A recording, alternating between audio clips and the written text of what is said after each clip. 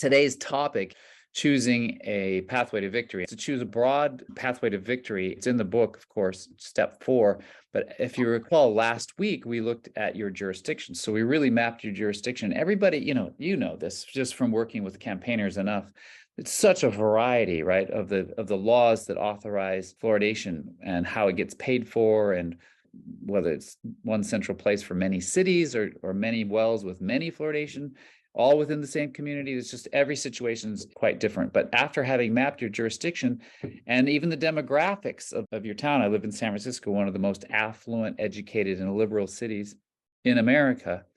Because of that, statistically and demonstrably, we've discovered that it's a fluoride supporter town. People who are more affluent, more educated, and more liberal on the West Coast of the United States, judging by surveys and statistics we found from the Portland campaign and another campaign in Oregon, and other data points that we have from campaigners. It is an uphill battle. So lobbying our elected officials is one of the pathways that you as a fluoride-free activist need to look at first, because it is the most cost-effective. It doesn't really cost anything to make a meeting with these folks. It takes time. You have to organize. You have to put on a nice, look and go in with your information prepared well and all that stuff. But beyond that, there's no costs, and you can find an ally on a board of supervisors or in a city council, and work with your allies to then help lobby the others on the legislative body in order to eventually produce some kind of legislation, or at minimum some kind of hearing or investigation or inquiry. So that's the first pathway to victory. If you can get success with lobbying your elected officials, I recommend that one first. If we could have in the same time other environmental group and things like that works together to meet in the same time, it's much more powerful if it's just a group opposed to fluoridation. Very good. 5 or 6 environmental or social groups that comes and talk to the city in the same time, it's much more powerful. Nice point. Nice point. Yeah, there's a chapter in the book about allies. So yeah, go into the office. You don't have like 20 people in the office, but yeah, if you can have a representative, particularly when you're doing lobbying your elected officials, you do a little research on each elected officials to find out what have they run on before, what are their public statements on various issues. So for example, in San Francisco, I was successful at getting the local chapter of the NAACP to vote to oppose water fluoridation because of the disproportionate racial impact to the Black community. So yeah, to bring in somebody from the NAACP with me to our Black mayor, for example, would be a real big deal. But we've determined that San Francisco pretty much is a dead end when it comes to direct lobbying, getting anywhere. You never really give up on that pathway because new people get elected, so it's a different makeup every 2 to 4 years. So maybe you'll find somebody, and it's always worth it to give it a try again, because there's no cost to it really. But if that one doesn't work, then you can go to the ballot box. Right now, we're talking about a big campaign. We're talking about an ordinance on the ballot that people will vote for. There's very different ways to craft that ballot measure. I'm very excited about what happened in Marin. I was part of the campaign. I went across the bridge, Golden Gate Bridge, to Marin to collect signatures, and I was going door to door, and we failed to collect enough signatures. We came close just to be able to qualify for the ballot. You need a lot of volunteers, you need a headquarters, you need somebody to track all those signatures and make sure they're verified, because they have to be good signatures. There's a lot to it. The actual measure itself wasn't simply to ban fluoridation, which would have bumped up against our state mandate, and people would have maybe taken it to court, even if it did pass, saying, well, it doesn't comply with the state mandate, what have you. And then there would be a question of authority, which is more important, state or the Marin Municipal Water District, who has authority. Instead, the strategy was to require the utility to only fluoridate with chemicals that come with a statement from the chemical manufacturer that it's safe for human consumption. And we know full well that no fluoride manufacturer will ever provide such a statement. And it's perfect too, because during the campaign, when you're facing voters and you're asking them to first qualify it for the ballot and then eventually vote for it, you are now exploiting a part of the blind spot that people haven't thought about. Well, if the manufacturer is not willing to say it's safe, then why would I vote for it? So, it helps to kind of cut through the propaganda that people have experienced before. So even if they're in favor of fluoridation in general, they think it's a good social program, it's for the poor people, what have you, they believed. Okay, well, don't the poor people deserve a chemical that is safe for human consumption according to the manufacturer? So anyway, those kinds of creative strategies in terms of how to craft the ballot measure are also very important. If you determine to go that pathway, you'll need volunteers, you'll need donations, because you can actually pay for signatures as well. And you'll need to mount a campaign, especially if you qualify for the ballot, then you need to run the campaign. You need to find a campaign consultant, a full-time person to hire, for example. And there's a lot of work to do with that. And then, of course, crafting the ballot measure itself. Jillian. About 25 years ago, I initiated a campaign. Professor Connett came and addressed an audience in Geelong, and I mounted a campaign in Warrnambool, which is about 3 hours away. I had arguments in the newspapers every week, just about, for a whole year, and then I decided to run a ballot. And there was a large number of people who supported me on that. And we ran that ballot with volunteers, and I was there every day for a year, unpaid. And volunteers helped me. They took it in turns. And lots of people came and voted. And then we hadn't even finished that process, but the health department, the guy at the top there, came and spoke to the Warrnambool City Council in private. They wouldn't let anybody know what was going on. And I heard on the grapevine that he promised them new council offices if they put fluoride in the water. And then they made the announcement, it's done and dusted. There's nothing you can do about it. Yeah, And then I just gave up, because I thought, how can I do this by myself? Because I didn't have any people who had the qualifications to back me up. Even though I was using all of Paul Connett's ammunition and I could speak about it, I didn't have the qualifications on paper, right? So then there was a meeting called and they said, we will support you, we will support you. And I said, well, there've been roars of silence. Nobody else has been writing to the papers. What have you done? It's too late. You haven't been strong enough in supporting this campaign. What more can I do? And I just didn't know where to go with it.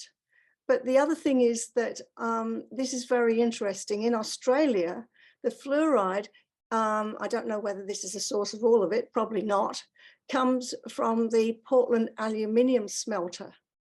And a few years ago, probably about 10 years ago, there was a group of kangaroos that would go through the grounds where the smelter is. Now, they've got scrubbers on the stacks, but sufficient fluoride came out and got on the grass to give those kangaroos such bad bone deformities, they had to be shot. And so a few of us went down to Portland and had a meeting down there. And we were told, even though the health department, I had asked for them to attend, the health department didn't come. And we were told that the health department said, fluoride is bad for kangaroos, but it's okay for humans. And that was their blanket statement, no scientific support or anything. It was just laughable. I don't know where to go with this, but I can see that there would be a great problem from all of those corporations that want to dispose of toxic waste, because I know that at the Portland aluminium smelter, one of the employees told me at the time, there were actually sacks of fluoride waste in one of the holding areas at Portland, not even sealed, spilling on the ground and stuff. And they probably couldn't put it in the water fast enough. I don't know. But there's going to be a big fight back by all of those corporations that want to get rid of their waste. And this just occurs to me, this is one of the hidden aspects that we've not even thought about here in Australia. Oh, and by the way, I got 20 doctors on site who signed a letter more than 20 actually. They signed a letter to the health department, and shortly after that, that was when the health department said it's safe and effective. So they don't believe anybody. They don't want to believe anybody. Yeah. I don't know how to do this here in Australia, because I'd be starting again from scratch. I'm working with other groups on other issues. We managed to get fracking banned in Victoria. We've done a lot of work there. I'm also working with another group on something else. So I sort of wonder what's the best way that we can work on this in Australia. I'd obviously have to involve a few groups. I can talk to my local doctor who's on side. Maybe we can get something done that way. Well, goodness gracious, Jillian, thank you for being here at all. You know, it's a tough battle, and that you're still in it and you're here with us today is wonderful. I'm so thankful for people I like feel a failure. I know we all do, if we're honest, because the water still has fluoridation in my own town. I haven't been successful. You know, it's not at all the easiest, and you wouldn't know until you tried. And so that's a lot of our conversations amongst ourselves as fluoride-free activists. When we're together, this is one of the things we often talk about, how challenging it is. In the first chapter, step 1, confront the deception of the book, Something in the Water. This is part of what it is. It's so hard for us to face. And, you know, as long as fluoridation has existed, there have been active organizations opposing it, and it hasn't stopped. We've never stopped opposing it.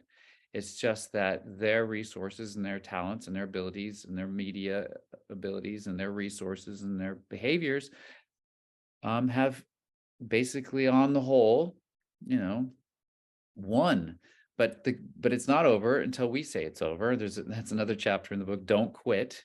And you are an example of someone who hasn't quit. So I understand how we could be discouraged, and it's okay to be discouraged from time to time, but obviously you're still here. I'll also say, you know, your experience is priceless. You've basically trained yourself to be a campaign manager, and you've learned a lot that will be useful. Perhaps one thing is, yes, I don't know your area, who you're working with, or what your goal is, whether it's local or national, but you can't do it alone. No. No, you have to have a group, but they've have- all got to be active. And the group I had in those days, they didn't know the facts. They hadn't read up on stuff like I had. So they felt they couldn't write letters to the paper to refute all these claims that kept coming in. By the way, can I ask a very important question? Mhm. How is Paul Connett? Because I'm concerned about him. Usually he used to be always on these sorts of meetings. Well, Paul has retired from the Florida Action Network. I mean, he's retired more than once. So, so like but this time I think for sure, he and Ellen split their time actually between the UK and their home in New Hampshire. Ellen's still the treasurer, I believe. Yeah, Paul was pretty upset with the United Kingdom going out. It's his home country. You know, that was something I don't know anyone expected. Where that came from. Wow, you know what I'm talking about, right? I actually have a suspicion, but I don't know exactly. 2020 and 2022. Right. The Okay. United Kingdom in Parliament passed a law to make fluoridation mandatory throughout the country. We're only like 2.5 and a small municipality in all of the United Kingdom was fluoridating. Now it's mandatory for the whole country. Of course, it's going to take time for the municipalities to get the systems up and running and what have you. And there is pushback still. Remember, I said we never stop opposing. There's always going to be a group of people opposing. The question is, you know, how much ground have we lost? How much ground are we gaining? I spoke with them a couple months after, but yeah, he was just demoralized, to be honest. And Ellen kept saying he'll be back. Clint. I'm sorry, this is not his normal self. And And I know, I mean, I don't blame him. Tell me if honestly, have each and every one of us, we've come close to completely giving up, or even giving up, but then come back to it later. Never, Gilles? Never. All right. Well, I Yeah. never gave up in that sense, and being opposed to it, but I gave up on the direction I was taking to try to fight it. Yeah, I had to exactly. recoil and figure out a new plan. So you Can you Yeah, tell us more about what you did to change your direction? Yeah, well, lately I've been, after the FDA ruled that they can't prohibit fluoride from being added into water, even though they concluded that, it's toxic at any concentration and they will never approve it. They want it to be controlled by the Toxic Substances Control Act by the EPA. Well, I asked them to inform the EPA of that, but they refused.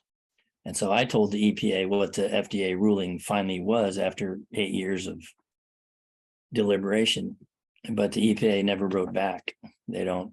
It's like you say, it's what happens when nobody just listens to you, even if you had absolute facts and people just don't want to hear it, refuse to listen. Well, that's the ultimate discouragement, because you work so hard to collect the facts, figure it all out, and you present it, and it's just, it goes to a deaf ear, then the discouragement is huge.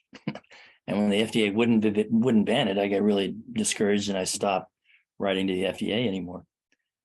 So what I've been doing lately is I never gave up, in the sense that I always wanted to do a study, knowing that fluoride enters into the fetus in the womb when you drink fluoridated water. That always bothered me, especially since Mullenix showed what happened to animals when you give them fluoride, where their brain, and then later we have all these IQ studies, all these neurotoxic effects that are being found now.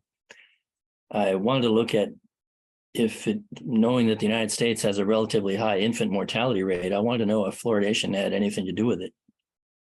So I've been doing that for the last few months, and I've been finding some pretty startling stuff. I took data from the U.S. Geologic Survey to determine which states had what kind of calcium levels in their water.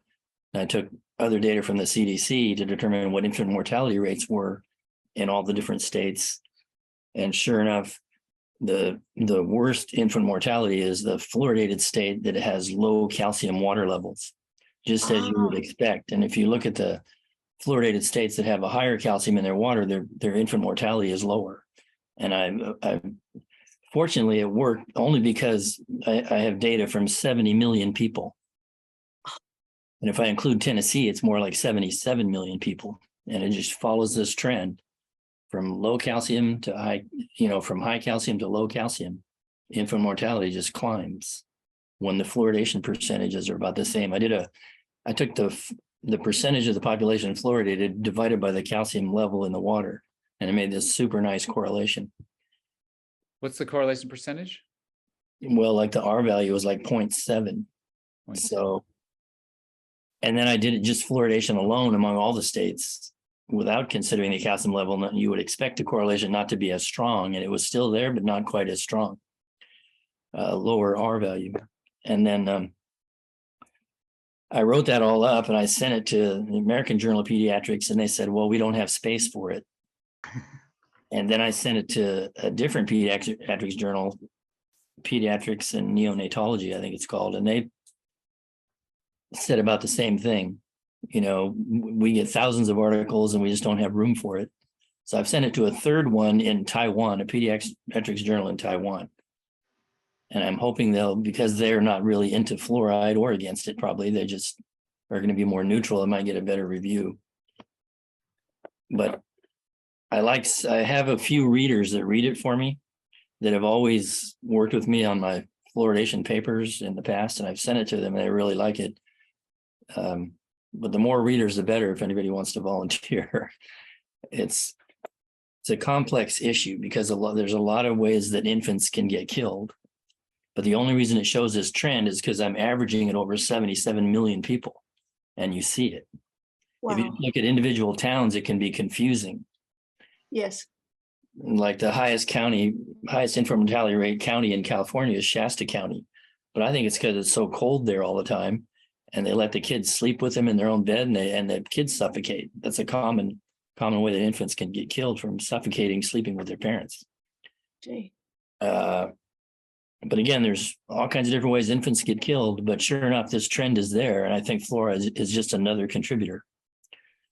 So, it doesn't kill everyone. Obviously it kills, but the percentage is such that, hundreds, maybe 500-600 kids are being killed just from the excess fluoride. I really need input from people like you guys. Okay. I'll put my email address so we can exchange information. Okay, Thank good. I really appreciate it. It's wonderful you've been doing that stuff.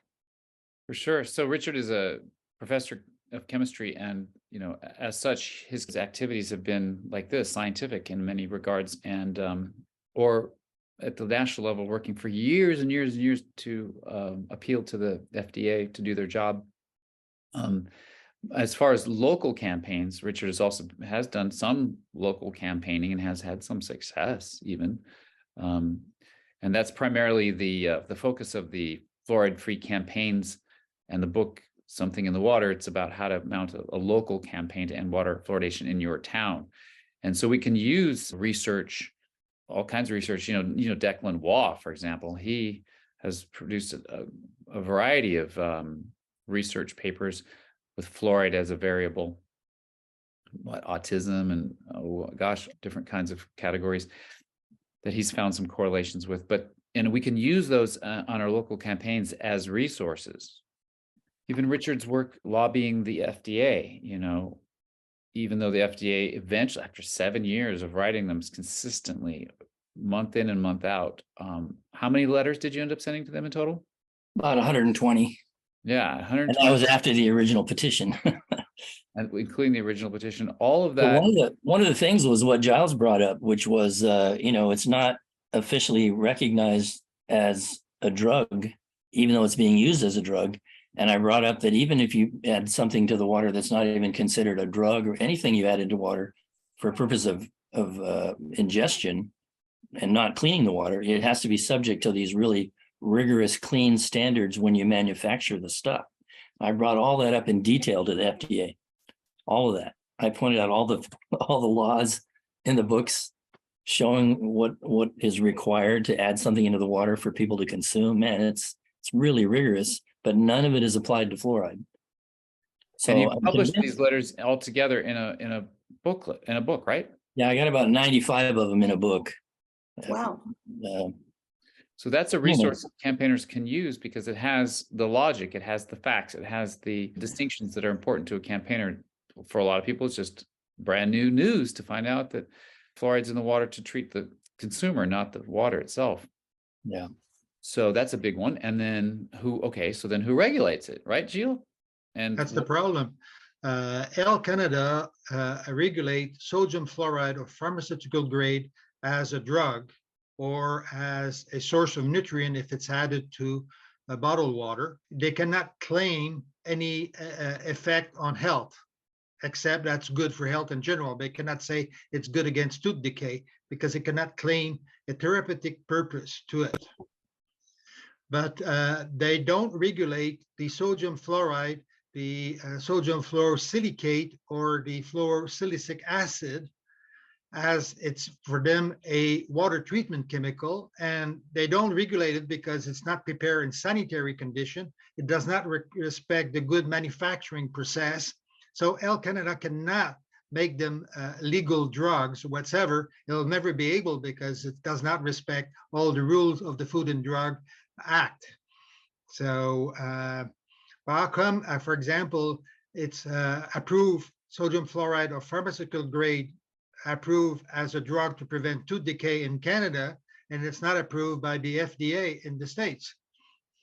And that's nice to, could say, compare. Why would the USA Food and Drug not recognize the product as Health Canada does? And that's a good point. That means that there's no uniformity on the issue of fluoridation in the world. One says one thing and the other one says exactly the contrary. Who's right? Yeah. The work of these men gives campaigners all over the world more resources. Depending on the audience you're speaking to, this information can be impactful. And there's a chapter in the book about communications messaging in particular, and how to compose messaging, what resources, what facts, what information to bring to bear, depending on the message that you have to bring to a particular audience that you have already in mind, an objective, what you want to accomplish with that audience. Then you put together your messaging. Yeah, I have to thank Richard for all the information they have been, I could say, sending with all the letters. I've got many of them, and it's very interesting, Richard. Thank you. Oh, good. Yeah. I was wondering, if you buy bottled water in Canada, does it list the fluoride content in it? Yes. Wow, because see, it's not done here in the United States, because the FDA, when they first thought about it, they didn't want people to think that fluoride belongs in water at all. So they did not require that it be labeled at all. They didn't want people thinking, getting used to it being in the water. That was the reason. Yeah, the one reason why they put it on the label in Canada, it's because the risk of dental fluorosis. So they always say people watch out to take water which is not too high in fluoride. 0.7 is the maximum. They don't talk about the dosage, never talk about the daily dosage. They always talk about the concentration in water. Makes no sense in science. I know. By the way, in Quebec, the population is quite against fluoridation in general. A minute they're talking about fluoridating one city, the population gets like opposed to it. Oh, good. And the social, could say, agreement to fluoridate is not there. That's why it's very difficult for the province to promote fluoridation. That's how it is in British Columbia too. Nobody Yeah, in British exactly. Columbia is fluoridated now after Exactly. Prince George stopped. So I've been working very much with people and St. George. oh, good. Yeah, I like those people up there. The only success I had in our little towns around here is because of the racehorse data that I showed. This one town that has a lot of racehorses, a lot of horses. So they're never going to fluoridate, and they control the water filtration plant for 7 other cities. So all these little towns around here in a big arc will never be fluoridated because they want to protect their racehorses. My town, all the other towns around here in LA, they're all fluoridated. And I can't argue with LA. Lucky we have horses. Yeah. Yeah, they care more about horses than people, but that's an example of you mapping your jurisdiction, understanding your jurisdiction well enough to know what messaging to bring that will make a difference. And that's what we can all, who knew it was going to be horses, but that's what we have to find. So just in case you get discouraged, imagine your city with this as its webpage. This is what happened in a place called Alpena in Michigan. Cool. Look at that. That's the state where fluoridation started too. Oh, that's right. So here you go. It's like they're advertising it. This is their news page. And it says, following an extensive period of discussion, research, citizen comment, and careful consideration, on December 19th, 2022, the City Council voted to eliminate the addition of fluoride to the drinking water. Yay. You know, so it happens. And it's because the citizens got involved, getting a hold of their city council, talking to the representatives, just informing them and doing all the good work. And then eventually they voted out. Wonder if we could get comments from those city officials to send to other city officials. That is a brilliant idea. Yes, definitely ask why they, how they ended up doing what they did. Well, I did that once in Tennessee, where it was a city in Tennessee, Selmar, I think, Tennessee, and they kicked out fluoride. And I talked to one of the city officials, and I asked him if he would assist another city, and he got all mad at me. He said, "No, we're not going to talk about the F word. That's done with. We want nothing to do with it anymore." So you got to be careful. But it's a hot topic. Yeah. Well, let's be honest. It shouldn't be a hot topic. It should be very obvious that we don't use the water supply to force mass medicate one another. But yeah, the dentists come in and they create quite the controversy. Yeah. Usually. So maybe they didn't have any dentists available to come with their propaganda. But yeah, I'd like to find out nonetheless, because there's probably a lot of lessons to be learned. And we have talked to politicians. The International Fluoride-Free Teleconference interviewed at least one politician from the Peel region. John Sproveri. I've been in Check out. contact. We have exchanged at least 1,000 emails, if not more. And I even present a PowerPoint presentation on the legal aspect of fluoridation. And we were getting almost winning because the public health was not able to answer and supply, for example, the toxicology review. So they claim, we're going to be able to supply you the toxicology review in 2 months. And then it was 3 months. Then it was 6 months. Then the election came out, and the group of people that were fighting fluoridation in the municipality lost. And they put that aside. They didn't do anything more, except they have substitute the fluoride from, I could say, phosphate company to a fluoride called fluorspar, and much less toxic because there's no lead and mercury and thing like that, cadmium in it. And they reduced the concentration from 0.7 to 0.5 part per million. So we did succeed to a certain extent to reduce the risk. Definitely that a success in the right direction. But yeah, John Poveri. Italian. There's a lot of Italian in that region in Toronto.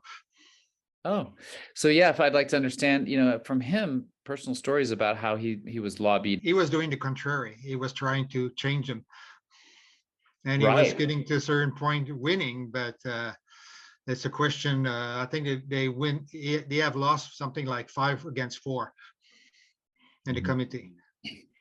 And the region is 3 towns, so it's a regroupment of municipality. So there were a councillor on the commission, something like 2 commissioner from each town on the commission.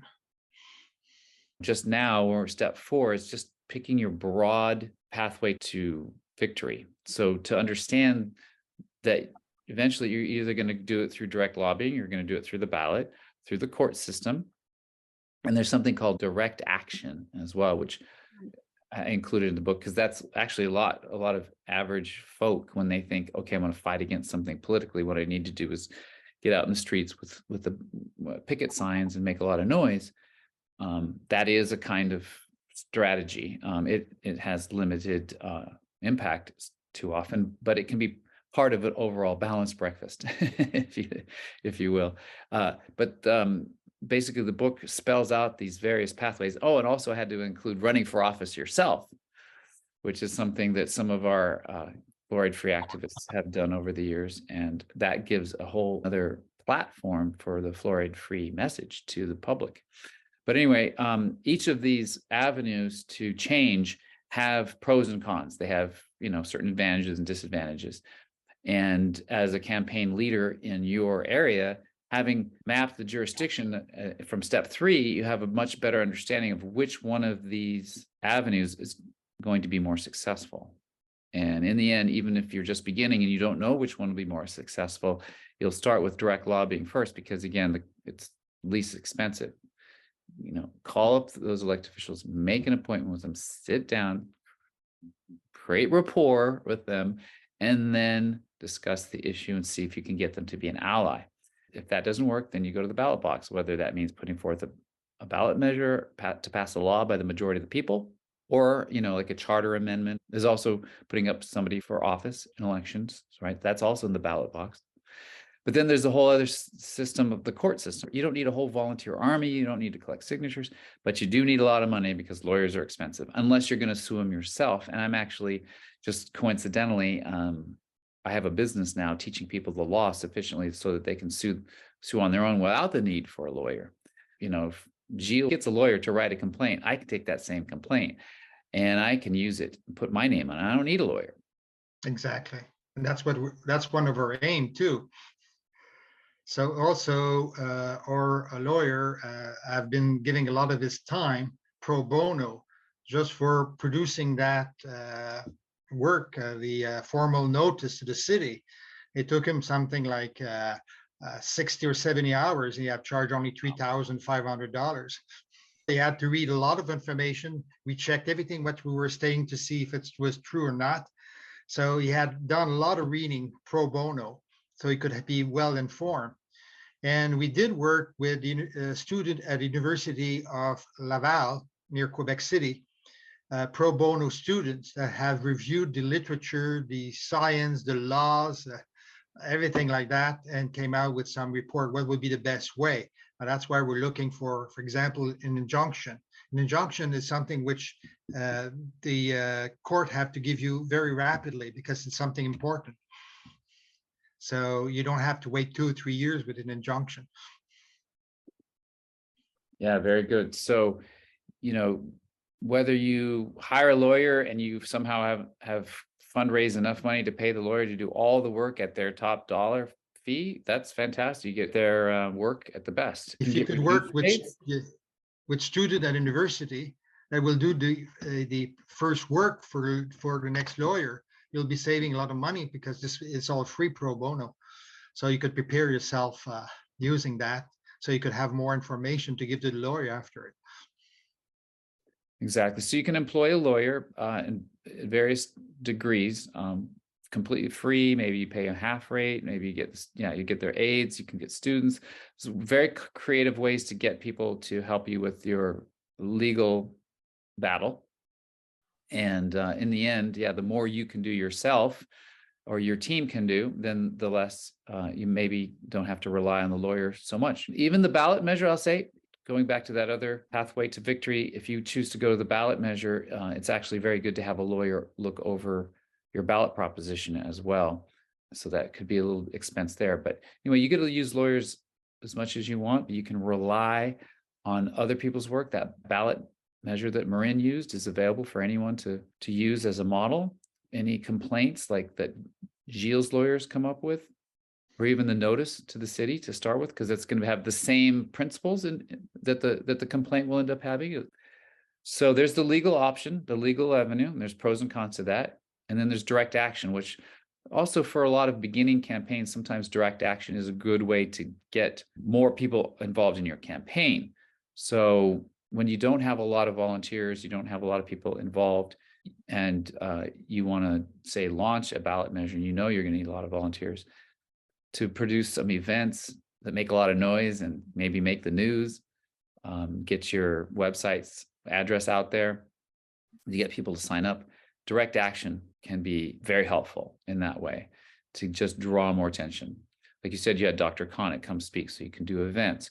You can go out in the streets. You can do tabling at farmers markets. You can, I make this suggestion, I haven't done it myself yet, but you can throw your body down in front of the truck as it tries to deliver the fluoridation chemicals to the water plant.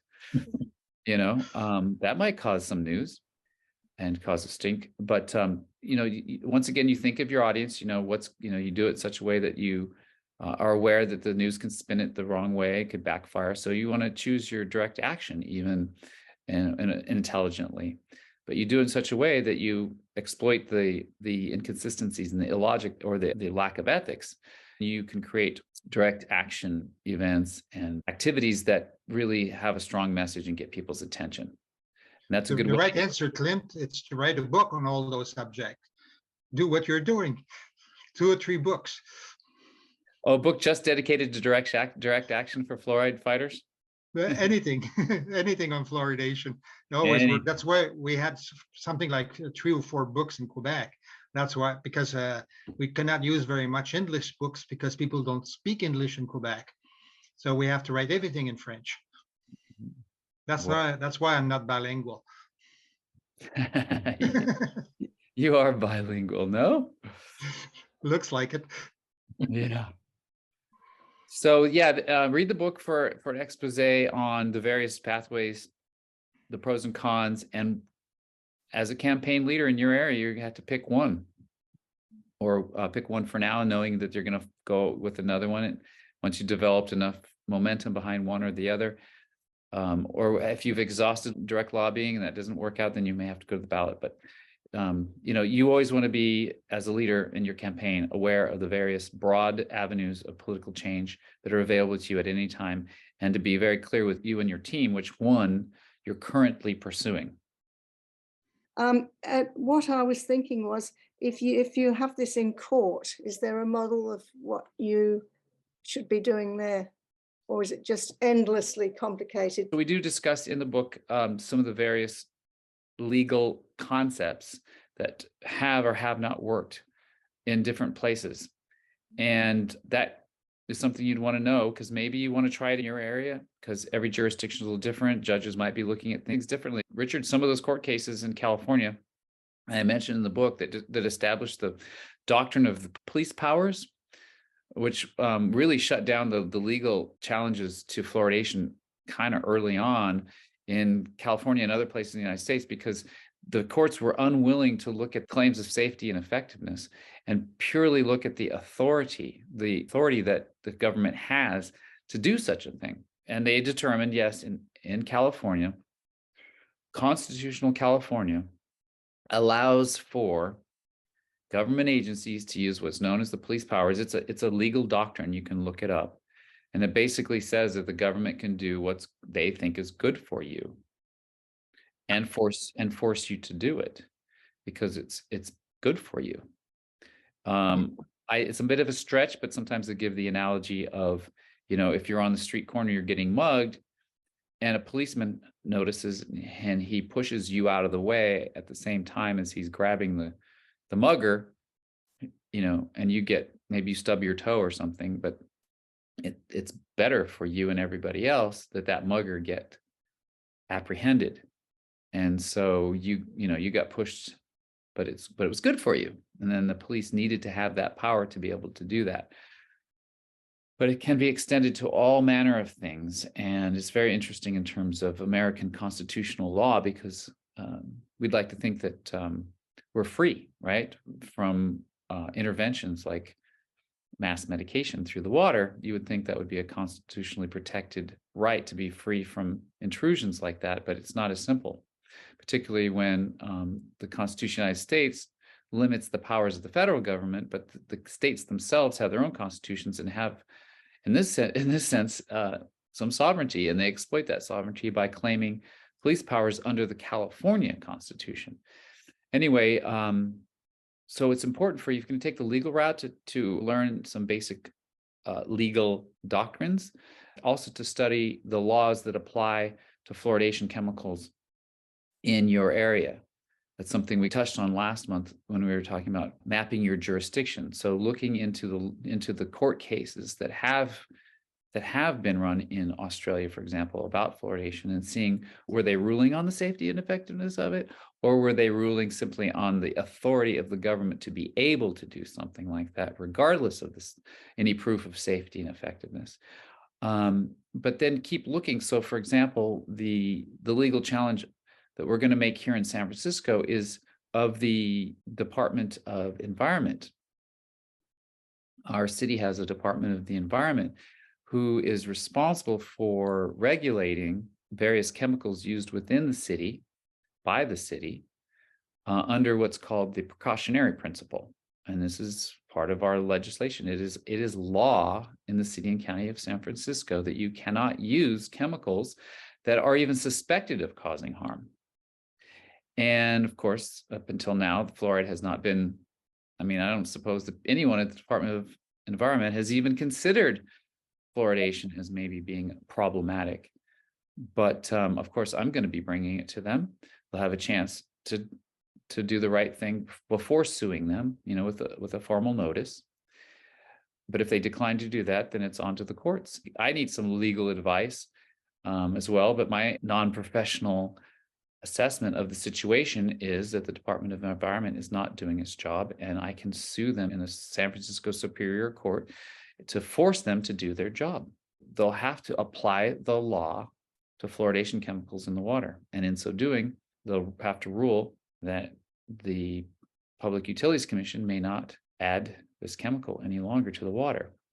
So that's the pathway to victory that we're choosing, having already tried direct lobbying to no avail. Over and over again, over the many years now, we've been trying different politicians, different supervisors going in, and we get the same response: no, thank you, no, thank you, no, thank you. Or we'll get back to you, we'll get back to you, we'll get back to you. And the other option, of course, is the ballot box. And we have to be informed by what happened across the bay, how hard it was for us to collect signatures to even qualify that measure for the ballot. And it's still an option, and we're tempted to pursue both pathways simultaneously, but that's something I don't recommend unless you have an enormous group of people who can take on both a legal challenge and a ballot measure at the same time. But so if we're serious, we're honest with ourselves, the legal challenge is going to require the least amount of volunteerism. You have to go door to door. You don't have to collect signatures. You don't have to mount this massive campaign. You just need to work with a few people and get maybe a few donors to cover the expenses of the lawyers if needed, if you can't get it pro bono. So we're going to do the legal route here. And if that works, great. If it doesn't, then the next thing would be to take the approach of the ballot. I always say that any effort at all is good effort. Of course, we want to win outright one day. We want to just have, the same thing that happened out in Alpena, Michigan. Alpena did it. We'd all love to win outright. Of course, we can all be encouraged and inspired that we are facing an enormous secretive enemy. And they have more resources than we imagine, all that industry money, all that government agency inertia, all those regulatory agencies, they have to save face now, having promoted it for so many years.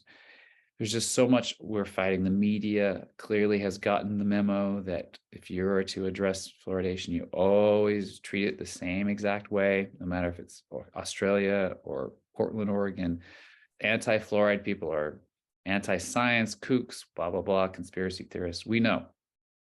So any advantage, anytime you can make, even if you just have one conversation with one person. My dentist yesterday, I got him to agree. It was a big victory. He said, "What are you doing this weekend?" "Well, I've got this presentation to do, but I don't want to tell you what it's about." He's like, "You don't have to." I'm like, "You won't be mad at me if I tell you?" He's like, "Go ahead." So I told him, and as we were walking to the chair, I gave him a few things about how it, I think that in medicine, things are dose dependent, right? And you have to check in with your patient and make sure it's yeah, of course. I'm like, well, then it's completely unethical to put it in the water. And I started thinking, I said, chemistry, right? Well, sort of. Well, you know about the fluorine ion and how small it is and how electronegative it is. And he's like, oh, well, and so anyway, then we did my whole dental thing. And he's like, good luck with that presentation this weekend. I said, when it comes to topical, you can do whatever you want. That's not my mission, to stop people voluntarily putting it in and on and around their mouth, teeth, and body. But we just don't put it in the water. He goes, you know what? No, he goes, you had me earlier. I agree with you. You're right. So I consider that an enormous victory. And who knows what other conversations then he will go on to have with other dentists, because I believe some people are getting more backbone these days. I don't know. There's a kind of a bifurcation in the population, doubling down on their ignorance and just completely sticking their head in the sand even more than ever. But so many other people are finally getting a backbone and saying, you know what? Right is right, and I'm not going to be compromising. I'm not going to be biting my tongue just because I'm afraid what my profession will say, what my peers will say about me, for example. I think people are developing a backbone, and I'm very happy about that. So anything we can do, just keep fighting. This is a very important step, choosing your initial pathway to victory. So many campaigners don't know. It's a big decision to make. It's going to determine your activities over the next, extended period of time. So it's important to choose the best pathway to victory for your area. Just don't get discouraged. I've been working on the issues since more than 50 years, since 1972. So continue working. We'll win one day or the other. And we're winning already in Quebec. So there's a chance that it wins elsewhere. That's good. Amen. Hallelujah. Don't give up. You're such a model. I mean, wow. Thank you so much. You're all models. If you would not be there, I would not be there neither. It's a teamwork. We do it together. Well, with much love, God bless you all. And I will talk to you again every second Saturday of the month. Okay. Bye-bye. Thanks. Peace. Goodbye.